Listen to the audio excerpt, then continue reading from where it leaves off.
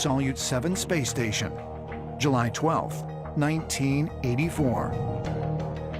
Cosmonauts Oleg Atkov, Leonid Kazim, and Vladimir Solovyov enter the 156th day of their 237-day stay aboard Russia's Scientific Research Space Station. To date, everything has gone according to plan. But on this day, all three crew members witness an extraordinary event.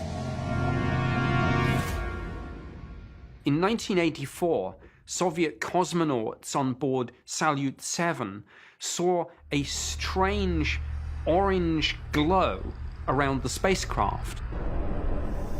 And they saw what they thought at first was maybe a gas leak. But it seemed that the whole station was surrounded by this orange cloud. And as they looked at it, the cloud coalesced into a shape. Suddenly, they are all blinded by this orange light. When they regain their vision, they look out the portals of the spacecraft, and they're astonished by what they see. They describe seeing 7 angelic beings that are traveling alongside their spacecraft, and did so for 10 minutes. The men described huge winged creatures, as much as 80 feet tall, that appeared to have glowing halos. Officials dismissed the incident as a group hallucination, resulting from oxygen deprivation and pressure fluctuations. Later that summer, 3 more cosmonauts joined the Salyut 7 crew. All 6 of them, once again, saw these winged beings. But how could all of these cosmonauts share one hallucination?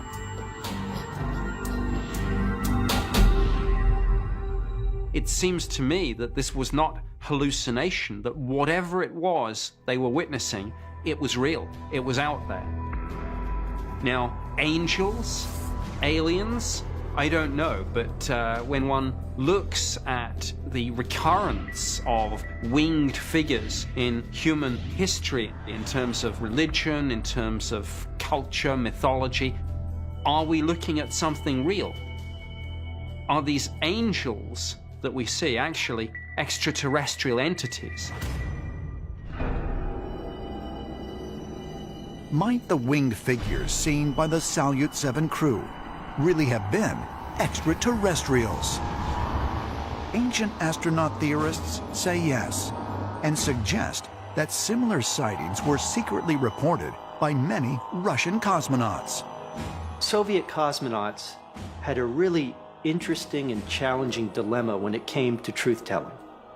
Because at the same time that they were the public face of the Soviet space program, there was the always hidden goal of the Soviet space program, which was to prove intercontinental ballistic missile capability.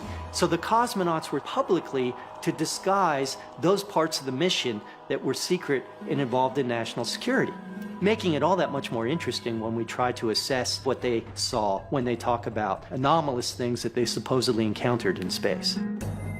You have to understand that many cosmonauts, even if they witnessed something strange in space, were highly reluctant to openly talk about it because of the concern of being decommissioned for the reason of insanity.